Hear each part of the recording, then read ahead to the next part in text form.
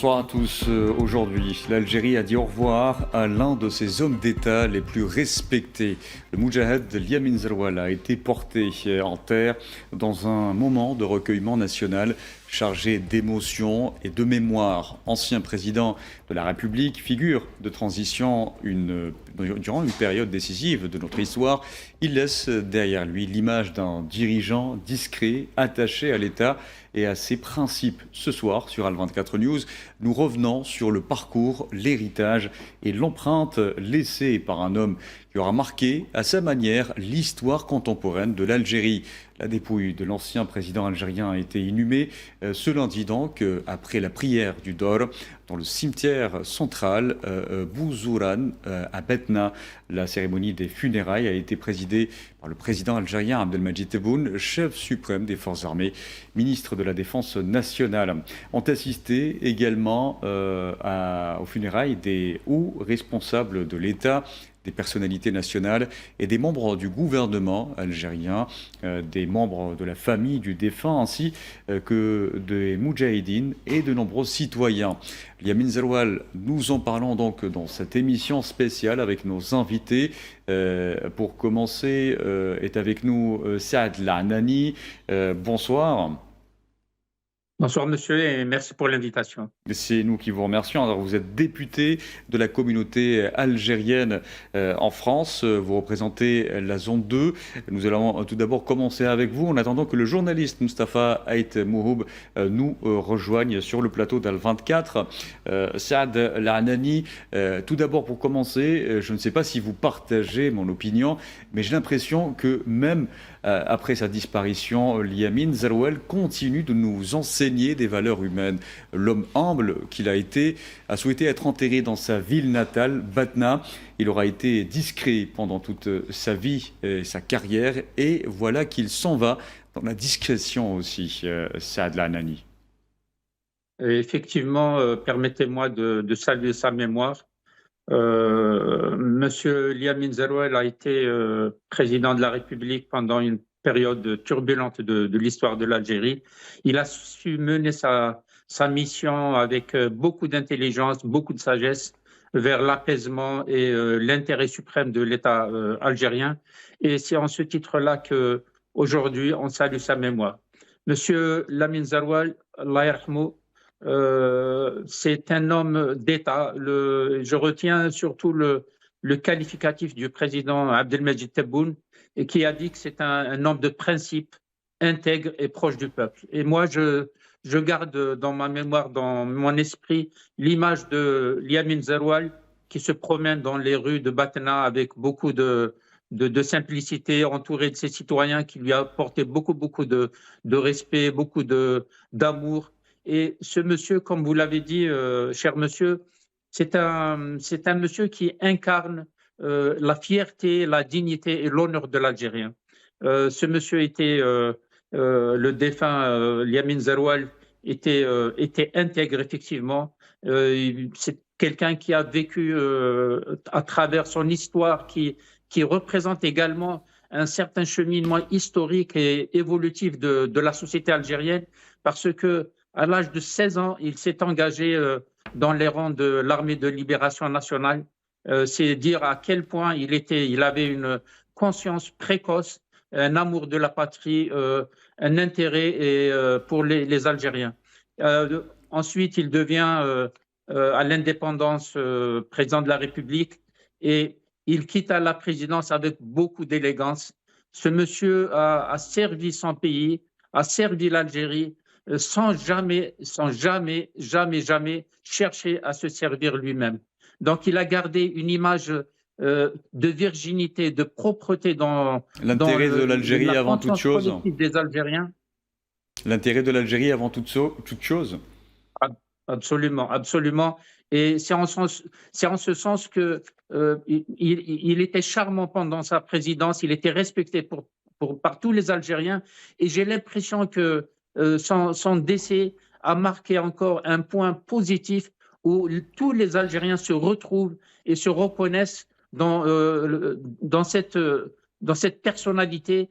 C'est un moment en fait de communion de tous les Algériens qui se retrouvent, qui se reconnaissent dans cette personnalité avec beaucoup de dignité, beaucoup d'intégrité et beaucoup d'amour et de service pour son pays, pour l'Algérie. Et ça se ressent en tout cas en Algérie, ce que vous dites, cette communion hein, durant les funérailles de Yamin Zaroual. Est-ce que ce sentiment est partagé en France, là où vous représentez les Algériens en zone 2? Absolument. Moi, je retiens avec tous les Algériens que j'ai échangés, quand on a discuté de son décès, tous les Algériens avaient un amour, une passion, un respect profond pour ce personnage, pour cette personne.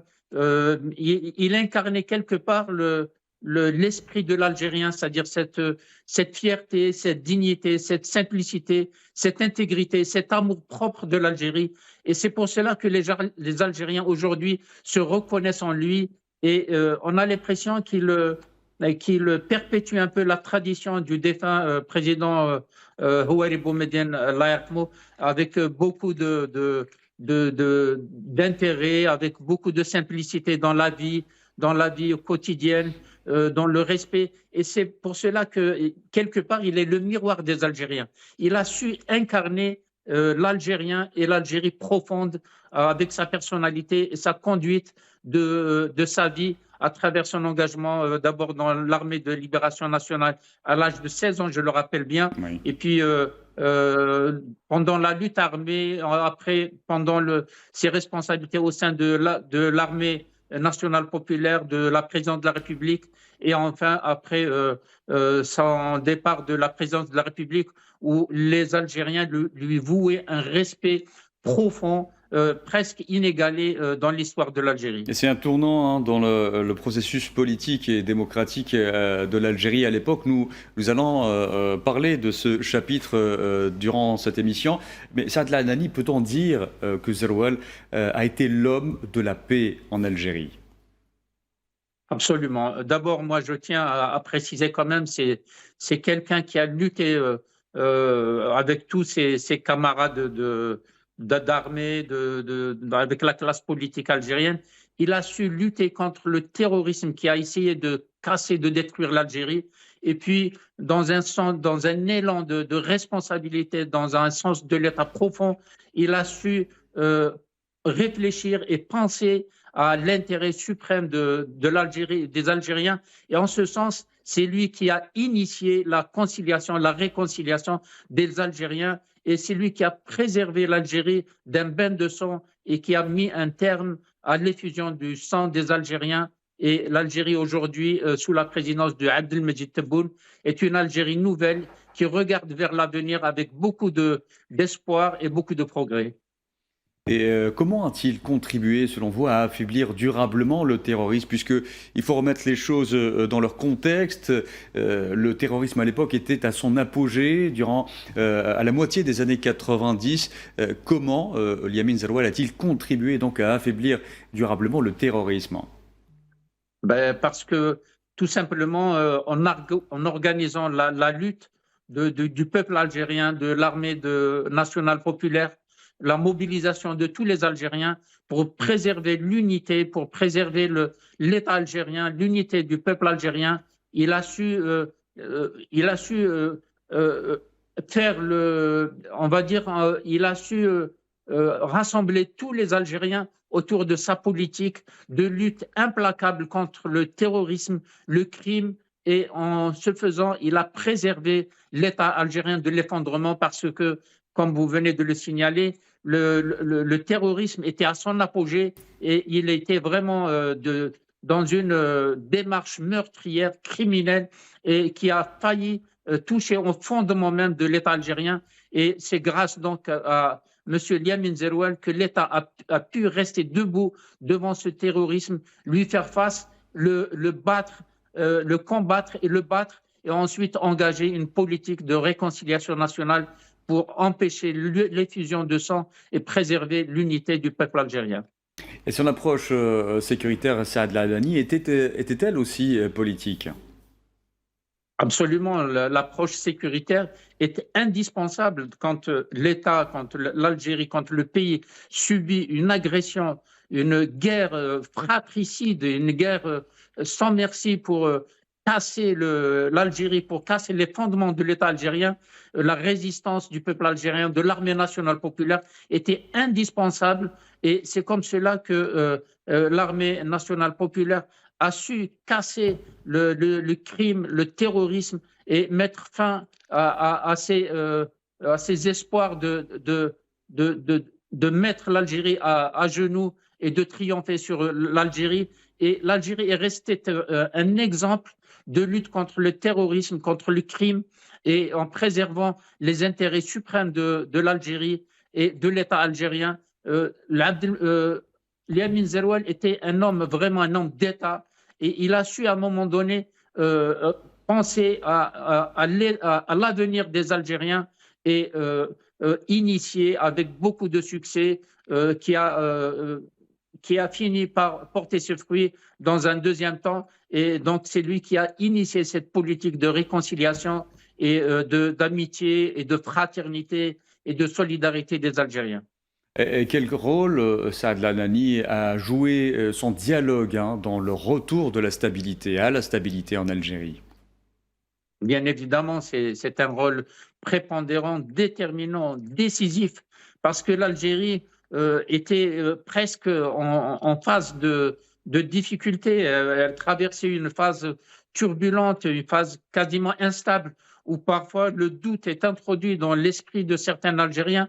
Et cette période-là, ce discours apaisé, apaisant du président Liamin Zeroual, qui a permis à toute la société d'adhérer à son message et aux groupes terroristes qui avaient l'intention de de combattre l'Algérie, de lâcher prise et de rendre les armes au profit de l'armée nationale populaire, de l'État algérien, du peuple algérien. Et c'est comme ça que les Algériens se sont retrouvés dans un deuxième temps pour réaliser la réconciliation nationale et arrêter l'effusion de sang qui n'avait aucun intérêt.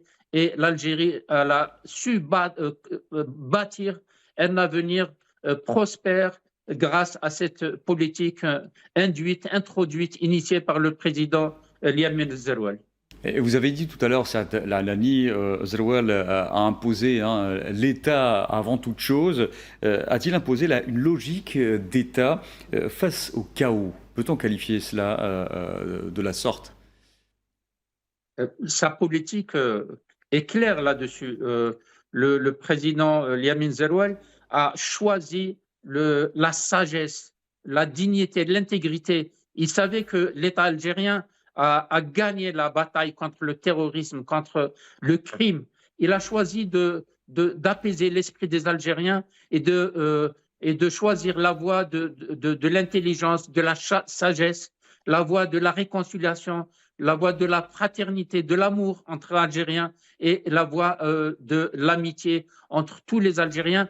Et c'est comme cela que les Algériens ont cru à ce message, ont adhéré à ce message, ont fait tout pour réaliser cette réconciliation nationale qui aboutit aujourd'hui, on le voit bien, sur un pays sous la présidence du président Abdelmadjid Tebboune, avec beaucoup de progrès, beaucoup de grands chantiers aujourd'hui de l'Algérie. L'Algérie commence à prospérer, à avoir son poids parmi les nations en Méditerranée. L'Algérie a beaucoup d'intérêt. Et avec la crise actuelle que vit le monde au Moyen-Orient, on voit que l'Algérie consolide ses positions et voit sa politique consolidée, reconnue, respectée par le monde entier. Et pour revenir au contexte de l'époque, Liamin Zeroual est arrivé au pouvoir en 1994. Il est ensuite élu en 1995 comme président de la République. Selon vous, a-t-il gouverné dans l'urgence ou avec une stratégie réelle? Il est clair que dans un premier temps, la politique, sa venue à la présidence de la République était dans un contexte difficile. Il y avait évidemment une urgence, c'est clair, il y a aucun doute là-dessus. Mais petit à petit, il a su insérer, il a su intégrer la politique de la sagesse, de l'intérêt suprême. Il a su l'intégrer et le faire accepter par les Algériens parce que les esprits étaient vifs. Il y avait, on va dire, il y avait une contradiction un peu interne au sein de la société algérienne. Les Algériens ont été traversés par le doute, par des turbulences, par de la méfiance, par de la peur, par de la colère aussi. Et c'est lui qui a permis à ce pays de sortir de cet engrenage maladif, à cet engrenage criminel, de cet engrenage de violence, de crime. Il lui a permis de se poser et bien entendu, sa personnalité, on le voit bien, c'est quelqu'un qui a beaucoup de charisme, il dégage beaucoup de sagesse. Quand on le voit, quand on le regarde, on a envie de l'écouter. On sait qu'il a une personnalité de quelqu'un qui, quand il parle, il a bien mesuré ses propos, il a bien réfléchi, bien pensé sa politique. Et c'est ainsi que les Algériens ont compris qu'ils avaient un grand président qui les a menés vers la paix, la stabilité et l'espoir. Très bien, Siad Lanani, restez avec nous pendant que vous répondiez à mes questions. Il y a le journaliste Mustafa Et Mouhoub qui vient de nous rejoindre sur le plateau d'Al24 News. Bonsoir à vous. Bonsoir Kader, je m'excuse pour le retard. Il n'y a pas de souci. J'avais compris que c'était à 18h30. Exactement, il n'y a aucun souci. Vous êtes là, c'est le principal. Alors nous évoquions le contexte dans lequel Yamin Zaroual, feu Yamin Zaroual, était venu au pouvoir en 1994, le contexte sécuritaire, mais aussi économique. Nous en parlerons en cours d'émission. C'était très compliqué de prendre le pouvoir à cette époque-là. Yamin Zaroual a su répondre présent, en tout cas pour le devoir national. Comment a-t-il pu relever ces défis alors que d'autres pourraient avoir échoué dans ce grand défi qui était de instaurer la paix et de en finir avec le terrorisme une fois pour toutes? Oui, d'abord, le contexte qui a vu venir Yamin Zaroual à la tête de l'État était très particulier. Zaroual n'était pas en réalité préparé à des fonctions comme celles qu'il a eu à assumer dans un contexte de terrorisme exacerbé, de tensions politiques, de tiraillements, de fragilité du système, etc. Donc il est venu dans ce contexte. L'homme était c'était un militaire, il avait une carrière que tout le monde reconnaît en lui un militaire exemplaire, rigoureux. D'abord à la LN, puis à l'ANP. D'abord la LN, il était très jeune, il avait 16 ans. Exactement. Quand il a adhéré aux unités de la LN, il n'a pas terminé même sa formation en Égypte. Il est revenu aux frontières, il a été incorporé dans des unités de l'ALN installées aux frontières. Donc tout ça démontre que le parcours de Zaroual était un parcours pour un homme militaire. Donc il arrive au pouvoir dans des conditions très particulières. Et là, il fait montre réellement d'une finesse politique, d'un savoir-faire et aussi d'une grande sagesse, parce qu'il a essayé un petit peu de réconcilier toutes les contradictions qu'il y avait à l'époque. Donc en 1994, il y avait le terrorisme qui était à son apogée, des tiraillements politiques, l'opposition qui pratiquement refusé toutes les issues proposées à l'époque. Donc lui, il vient dans ce contexte, dans une conférence nationale d'entente nationale. Il a essayé d'écouter tout le monde. D'abord, il a été comme ministre de la Défense. Il revient d'une traversée du désert. Et il a été éjecté vers la fin de la période du Chedli. Donc il a eu sa traversée de désert et revient aux commandes de l'armée comme ministre de la Défense en remplacement de Khaled Nazar. Ensuite, quand il y a eu la conférence d'entente nationale, il a accepté de diriger le pays là où d'autres ont fui.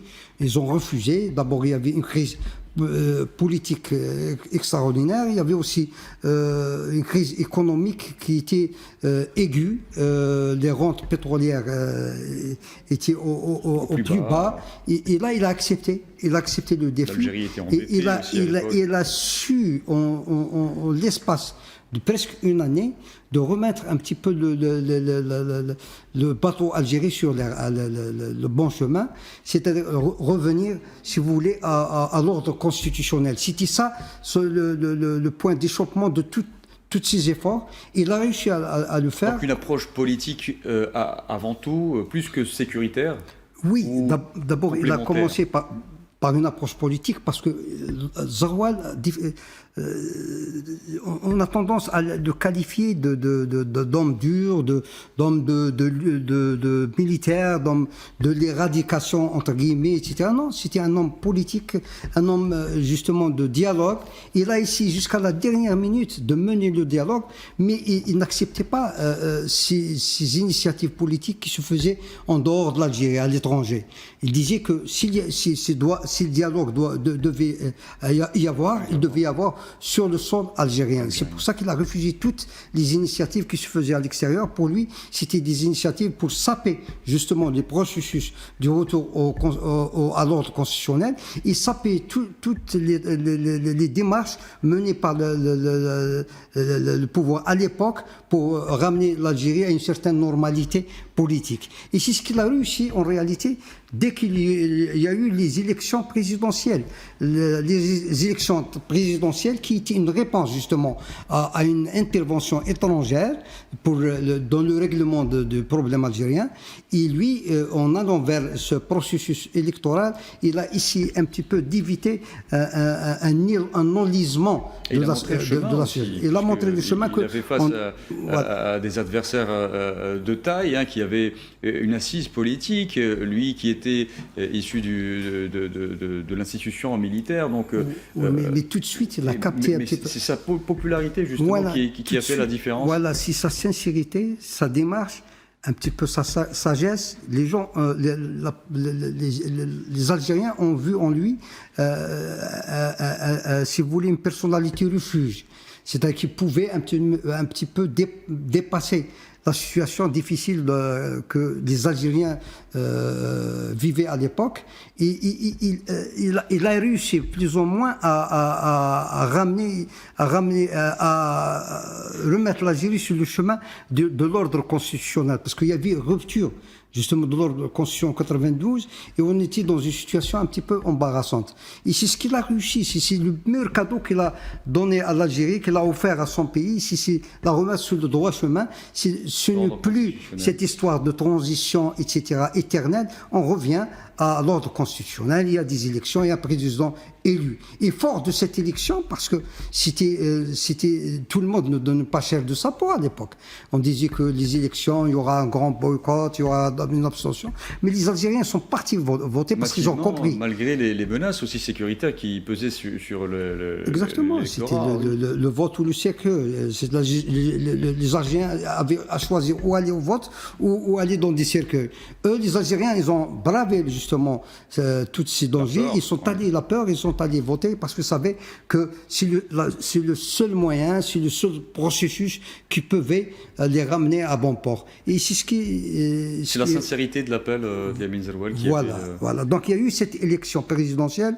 Ensuite, il y a eu la révision constitutionnelle.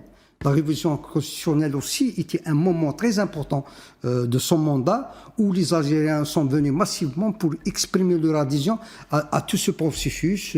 Et là, c'est pour la première fois qu'en Algérie, un président qui verrouille les mandats présidentiels à deux. Et c'est pour la première fois qu'on essaye un petit peu d'aller dans certaines relations rationnelles au culte, à la religion. Il a essayé de retirer la religion des enjeux politiques et du jeu politique et politicien. Donc tout ça, et aussi les éléments qui fondent l'identité nationale. Tout ça, il a essayé de séculariser tout ça et de mettre tout ça à l'abri du jeu politique. Donc je dirais que aussi la révision constitutionnelle était un jalon très important dans cet édifice. De sa carrière politique et de l'héritage qu'il nous a laissé. Nous allons revenir à Saad Al-Adnani pour évoquer un aspect aussi qui a marqué le passage à l'État de Yamin Zeroual. Comment, selon vous, Saad Al-Adnani, Yamin Zeroual a permis à l'Algérie de respirer économiquement à l'heure où l'économie nationale était étouffée, on peut le qualifier ainsi? Oui, effectivement, je pense que, pour abonder dans le sens de votre invité, c'est le président Yamin Zeroual, bien sûr, il a initié le processus politique. Ensuite, il a quitté avec beaucoup d'élégance parce qu'il pouvait lui aussi faire comme l'ont fait certains présidents aussi, modifier des choses, etc. Mais il est resté dans l'élégance politique et c'est comme ça qu'il a vu sa réputation réconfortée par la population, par le peuple algérien et il a su faire adhérer les Algériens autour de son projet, de ses projets politiques, en sachant que la période qu'il a vécue au niveau de la présidence de la République, c'est une période très turbulente où les menaces bien sûr, il y avait des menaces intérieures, internes, mais il y avait également des menaces extérieures sur l'Algérie parce qu'il y avait beaucoup de pays qui espéraient voir l'Algérie vivre beaucoup de difficultés et pouvoir en profiter dans un deuxième temps. Donc lui, il a su assainir le terrain politique et ensuite dégager les bases d'un développement économique. Et c'est pour cela que les mandats qui ont suivi après ont vu tous des périodes on va dire de développement, de progrès sur le plan économique. L'Algérie a pu mettre des jalons petit à petit, elle a su mettre une pierre après l'autre et sortir de la crise qui l'a guettée avec cette période noire qu'on a vécue malheureusement à travers notre histoire récente. Le président Yamin Zeroual fait au jour d'aujourd'hui il fait l'unanimité autour de sa personne. Les Algériens lui vouent un respect profond. Ouais. Et on le voit, moi je le vois à travers mes contacts, les gens qu'on a autour de nous, dans les réseaux sociaux. Il y a beaucoup de respect pour cette personne et qui quelque part représente un peu est le miroir des Algériens. Il y a de la dignité, de la sagesse, du calme et en même temps une certaine rigueur, une certaine sérénité. Et on est fiers de l'avoir eu en tant que président et on est fiers d'avoir vécu cette période avec lui parce qu'il a su mener l'Algérie à bon port pendant sa présidence et ensuite, par la suite, avec les présidents qui l'ont suivi, Bouteflika, etc. Moustapha Et Mouhoub, on parle beaucoup de l'apport de Yamin Zeroual au volet politique, mais on parle peu aussi du redressement de la barre économique à l'époque.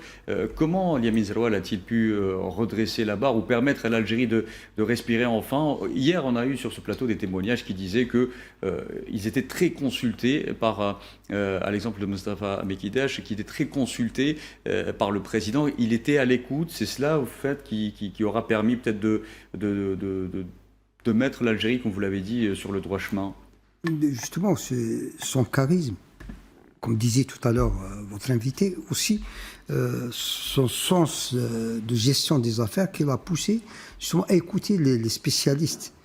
C'est pas Zeroual, ce n'est pas déjà par son profil, c'était pas un homme destiné à gérer les questions économiques. Mais malheureusement, il était venu dans une... Sur papier, du moins. Oui, sur papier. Donc, il était venu dans une période charnière de la crise économique algérienne. Le baril était à 9 dollars à Débradé, peine. Il y avait le FMI qui faisait toute sa pression sur l'économie algérienne. Il y avait des solutions des entreprises. Il y avait beaucoup de chômage, etc. Énormément de chômage. Donc la situation était explosive en quelque sorte. Il est venu dans ces conditions. Et historiquement, on a vu que beaucoup de personnalités ont refusé une telle mission. Et dans ces conditions, lui, il a accepté. Et en s'approchant justement, c'était un homme de dialogue, par essence, en s'approchant des partis politiques, en écoutant des spécialistes, il a su juguler cette situation. Et surtout, en initiant un dialogue constant et permanent avec le GTA, avec les partenaires sociaux. Et c'était pas n'importe qui était à l'époque à la tête du GTA, c'était Ben Hamouda, et c'était un homme intransigeant, un homme qui était du côté des travailleurs, qui était aussi pétri de qualité, de patriote, et ce dialogue-là qui a conduit justement à juguler la situation. Et aussi, il faut reconnaître que le peuple algérien avait accepté les conditions socio-économiques de l'époque, parce qu'il s'inscrivait dans une logique autre que celle d'améliorer leur situation économique, c'est celle de sauver l'Algérie. C'est la souveraineté aussi. La souveraineté. Ils savaient qu'il y avait beaucoup de pression sur l'Algérie et que sa souveraineté était en jeu. C'est pour ça que le peuple a adhéré entièrement à l'approche et à la démarche de M. Zeroual. Et l'approche diplomatique, cette fois de Yamin Zeroual, Mustafa Mohoub, était-elle guidée aussi par la souveraineté nationale? Oui, d'ailleurs, il y a eu l'incident qu'il a eu avec Chirac, à l'ONU, quand il a refusé de le recevoir sans caméra. Parce que Chirac ne voulait pas, en quelque sorte, à l'époque, s'afficher avec un président qui n'est pas élu, ou bien dans le discours occidental, c'était le candidat de l'armée, etc. Lui, il a refusé. Il a dit, si on ne me reçoit pas, on ne se voit pas en tant que vis-à-vis, donc je ne le vois pas. Donc c'est ce qui explique un petit peu cette posture souverainiste de Zeroual, pétrée aussi beaucoup de qualités telles que la dignité, etc. C'était, comme disait votre invité, un Algérien accompli, donc qui refusait les demi-mesures, les demi-situations, ou les compromis qui mettaient en péril peut-être. Voilà. Donc il y a eu cet incident. Il y a eu l'incident avec le Maroc aussi, il faut le souligner. Exactement. Quand il y a eu en 95 l'acte terroriste dans un hôtel à Marrakech, et injustement le Hassan II avait accusé l'Algérie d'avoir perpétré ou commandité cet attentat. Ensuite, il s'est avéré que 2 franco-marocains qui étaient derrière l'attentat. Il y a eu cette inélégance dans la démarche du Hassan II d'avoir un petit peu malmené les Algériens, etc. Et la position de l'Algérie à sa tête, Zeroual, était catégorique. Il a fermé les frontières. Il a dit que la dignité de l'Algérie, de l'Algérien, n'est pas à discuter. Il a eu aussi des positions claires. Ce sont des principes qu'on retrouve aujourd'hui dans les principes de la diplomatie même de l'Algérie aujourd'hui. Oui, jusqu'à aujourd'hui. Donc, c'est la défense de la souveraineté et de la position algérienne. On l'a vu aussi dans d'autres forums. Par exemple, à la Ligue arabe, la position algérienne elle était intransigeante sur les questions de souveraineté, sur la question de la lutte contre le terrorisme, là où il y avait d'autres États qui complotaient carrément contre l'Algérie. L'Algérie était, il faut le dire, à l'époque, était presque isolée. Et elle était dans une lutte solitaire contre le terrorisme. Et si l'Algérie a vaincu le terrorisme, elle l'a vaincu toute seule. Il faut le reconnaître aussi. Très bien. Donc, nous allons peut-être prendre l'avis, une fois de plus, de Saad Lalani, préserver la souveraineté nationale malgré l'isolement et les difficultés sécuritaires et économiques. Une autre prouesse de Yamin Zeroual. Absolument. Et diplomatique. Oui, tout à fait. Et je soutiens quand même, je relève ce qu'a dit votre invité, le fait que l'Algérie a fait face à ces difficultés toute seule. Il y avait beaucoup de pays qui guettaient l'Algérie, qui attendaient qu'elle se mette à genoux. Et l'Algérie a vécu cette période avec beaucoup de courage, beaucoup de dignité, beaucoup de force. Et elle a su s'en sortir toute seule parce que elle était à un moment donné vraiment très isolée, et heureusement qu'il y avait une diplomatie très forte. Je rappelle aussi que l'Algérie était la Mecque des révolutionnaires du monde. Comme le disait Mathieu Kérékou, je crois, l'ancien président du Bénin. Et en ce sens, même actuellement, il y a beaucoup, moi je côtoie beaucoup d'étrangers en France, ils ont beaucoup de respect pour la politique et la diplomatie algérienne, parce qu'elle est toujours dans le respect des principes. L'autodétermination, la liberté des peuples, la dignité des peuples, toute cette politique, cette diplomatie qui a été incarnée pendant la période du président Liamin Zerouel a été poursuivie et relevée à chaque fois, défendue avec beaucoup de force, avec beaucoup de courage, parfois aux dépens même de nos intérêts, parfois matériels, on va dire. Mais cette force de diplomatie a fait que l'Algérie, elle a un rayonnement particulier dans le monde. Et moi, sincèrement, à un moment donné, je le croyais pas trop. Je me disais non, c'est pas possible. Mais en fait, quand on côtoie les étrangers, ils ont un regard avec beaucoup de respect, beaucoup de mérite. Et c'est l'incarnation du mérite de cette diplomatie qui a toujours défendu le droit international, le droit des peuples, le droit à l'autodétermination des peuples, et tout le monde le reconnaît actuellement. Et on est fiers de cette politique parce que elle renforce notre communauté à l'étranger dans sa politique, dans sa position, dans son repositionnement. À chaque fois qu'il y a quelque chose, on s'appuie sur notre diplomatie, sur notre politique.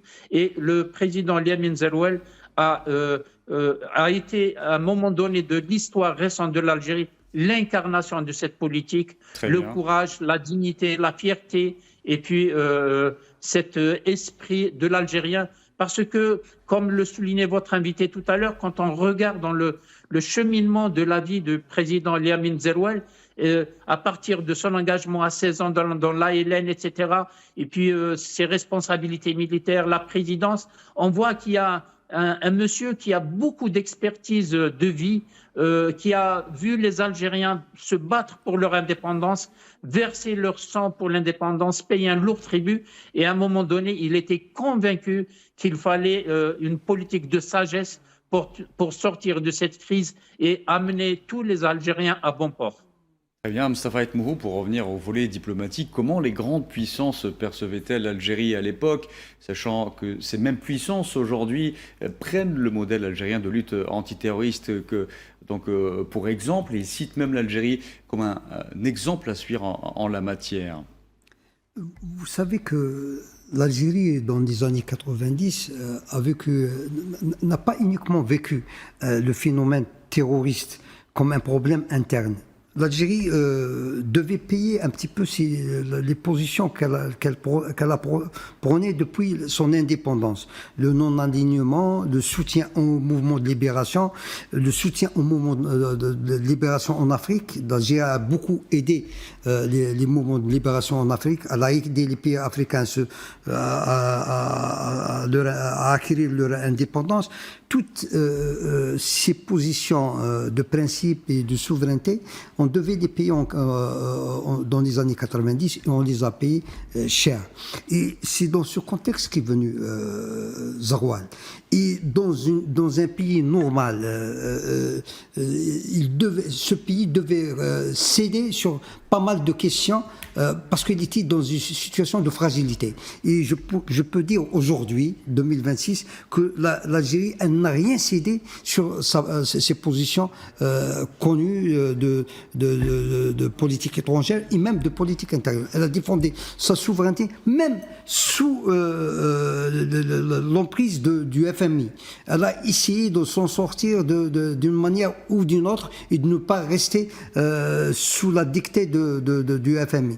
Là où d'autres pays mieux lotis que nous, ils ont été carrément laminés. Ils étaient dans des situations très difficiles comme l'Argentine et ailleurs. Et aussi sur les questions politiques de principe, le Sahara occidental, décolonisation, la Palestine, etc. L'Algérie est restée souveraine, elle n'a pas bougé d'un iota. Elle était pour la légalité internationale. Et tout ça, elle a défendu toutes ses positions dans un moment très difficile et dans un moment de crise majeure et de lutte antiterroriste où l'armée algérienne n'avait même pas des munitions il y avait des puissances qui refusaient de vendre des munitions pour l'Algérie.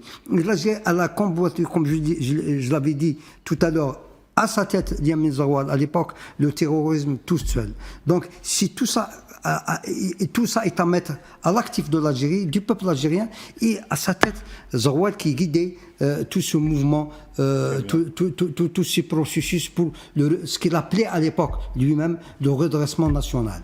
Saad Lalani, partagez-vous cette opinion? Malgré la conjoncture dans les années 90, peut-on dire que Zaroual a réussi à imposer le respect à une Algérie en grande difficulté?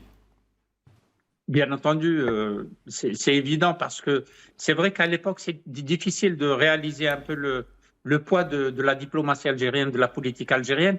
Mais bien après, on voit bien que l'Algérie s'est imposée sur la scène politique internationale. Ces positions de principe ont toujours exercé un effet de séduction sur l'opinion mondiale, sur l'opinion internationale.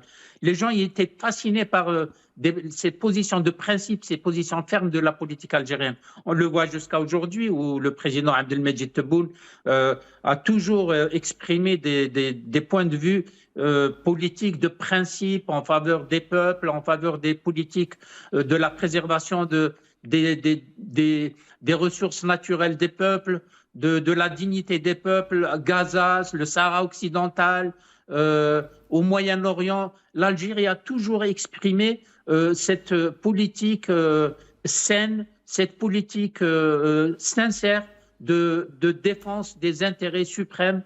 C'est d'abord ses intérêts suprêmes à elle, mais parfois, au dépens même de ses intérêts, elle s'est accrochée à ses principes de l'égalité internationale, de droit international, de justice internationale, d'intégrité également. Et c'est pour cela que l'Algérie a su s'en sortir. Et puis, dans un deuxième temps, elle a pu acquérir et gagner le respect de beaucoup de nations dans le monde entier. Même ses adversaires reconnaissent au jour d'aujourd'hui que l'Algérie est un pays à principe, un pays de principe, un pays de droit qui n'a jamais rechigné à respecter les peuples, le droit des peuples et a toujours été en tête des revendications nationales et internationales pour la liberté et la justice. Saad Lalani, mon autre invité, Mustapha Et Mouhoub, a évoqué les ennemis de l'Algérie à l'époque.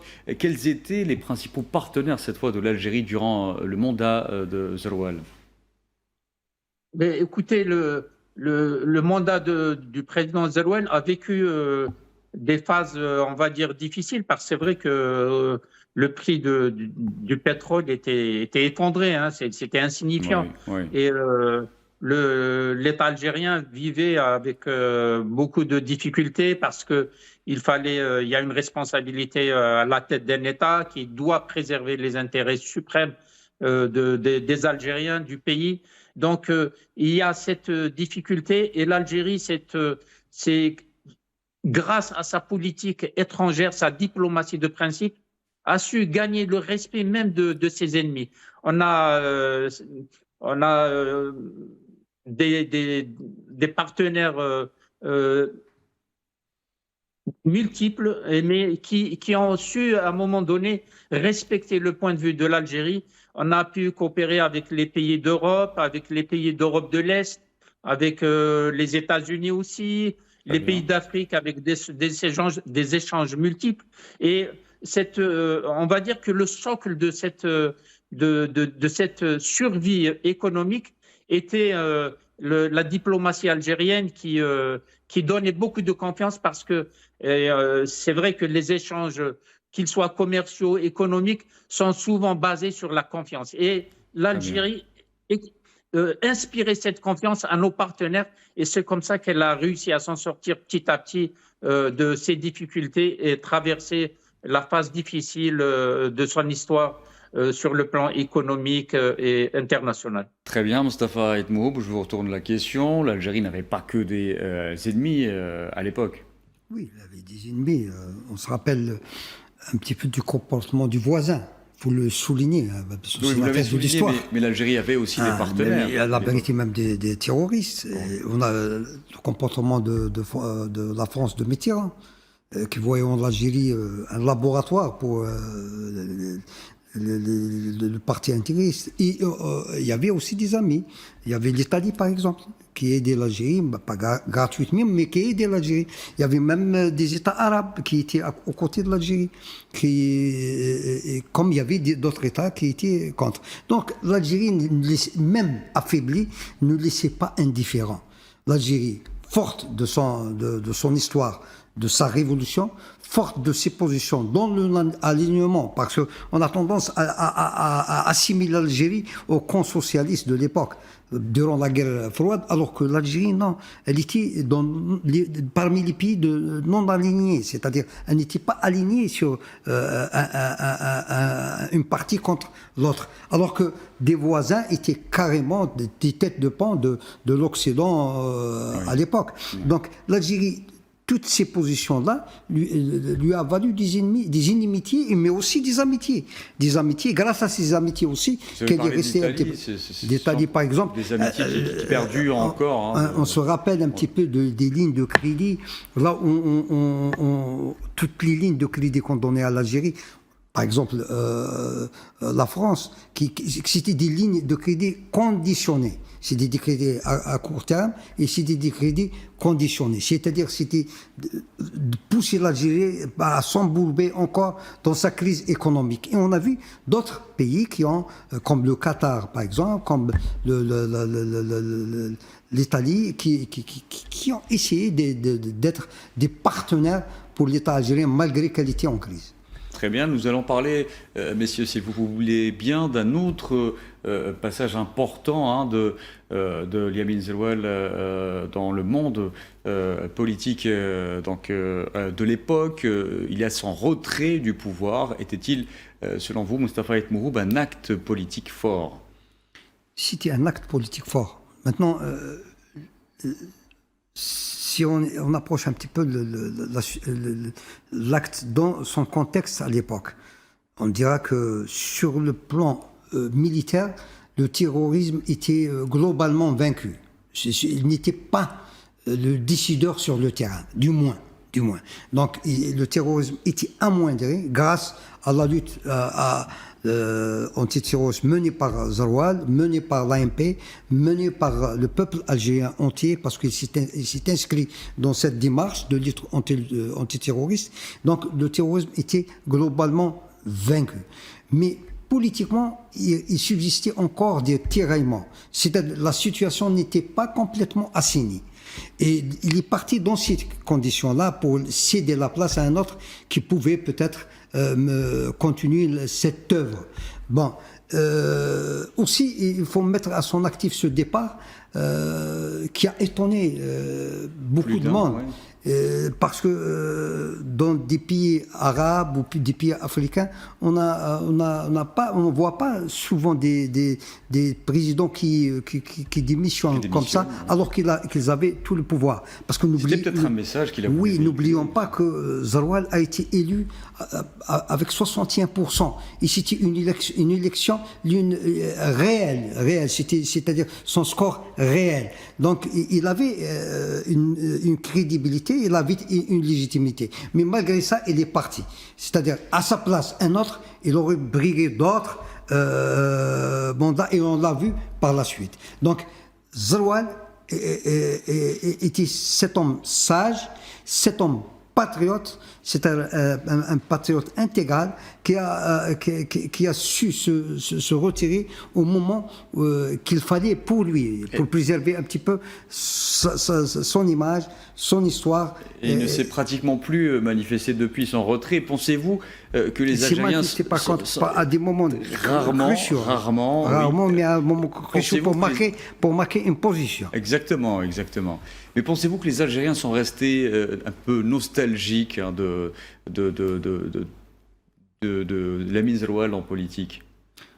Forcément, on ne pouvait pas ne pas l'être, parce qu'après le départ de Zeroual, il y a eu une nouvelle mandature de Bouteflika, et on a vu par la suite, ça a conduit à quoi? C'est-à-dire, c'est le pouvoir personnel. Beaucoup d'Algériens auraient aimé qu'il aille plus loin. Hein. Plus loin, pour l'Algérie, plus loin, parce que Zeroual était admis par les Algériens, parce qu'il était pour eux, il reflétait une certaine assurance.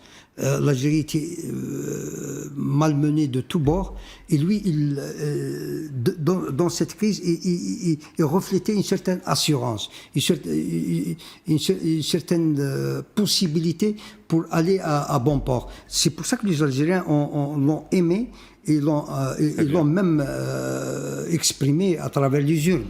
Et son départ, il a frustré un petit peu les Algériens, parce qu'ils s'attendaient qu'il termine son œuvre. Mais les raisons de son départ restent pour l'histoire. Très bien. Mais s'il y a une leçon à tirer, que ce bonhomme, il est resté fidèle à lui-même, le pouvoir pour le peuple et pas contre le peuple. Et nous allons, avant de conclure, prendre l'avis de Saad Lalani rapidement. Avant de conclure, Saad Lalani, pensez-vous que les Algériens sont restés nostalgiques du retrait du pouvoir de Lamine Zeroual? Moi, je peux vous dire qu'à l'époque, les gens ne comprenaient pas en fait son départ. Hein. Les gens s'attendaient à ce qu'il continue, parce que c'est une personne qui dégageait beaucoup de charisme. Il avait une voix rauque, et puis il a une certaine tonalité un peu qui inspire un peu la confiance et l'apaisement chez les Algériens. Et c'est vrai que moi, je me rappelle bien, les Algériens ne s'y attendaient pas du tout à son départ. Moi, je dirais que son départ, c'est vrai qu'il était un peu surprenant, mais il est parti avec beaucoup d'élégance. Il a donné une leçon de politique pour l'alternance. Il a laissé une tradition d'alternance aux Algériens, comme quoi c'est quelqu'un qui a servi son peuple et n'a pas cherché à s'en servir. Donc ça, c'est très, très important. Cette image va rester un peu dans l'imaginaire collectif des Algériens, parce que c'est une personnalité qui rassurait les Algériens en fait. Hein. Non seulement il était charismatique, mais il rassurait les Algériens. Et c'est vrai que après, les Algériens en parlaient beaucoup de lui et envoyaient de temps en temps ses déplacements dans les rues de Batna. On le voyait se prendre des photos avec des gens. Et c'est vrai que on devenait un peu nostalgique de cette époque-là. Et ça nous rappelait quelque part un peu des pans de l'histoire de l'islam, où certains dirigeants nobles se promenaient parmi les populations avec beaucoup de respect, beaucoup de dignité. Merci beaucoup. Malheureusement, nous n'avons plus le temps pour continuer de débattre de cet homme, de sa grande figure qui était Lamine Zeroual. Merci messieurs, merci à vous aussi Moustapha Etmoub d'avoir participé à cette émission à travers laquelle nous avions tenu à rendre hommage à notre manière au grand homme qui était Lamine Zeroual. Merci à vous de nous avoir suivis.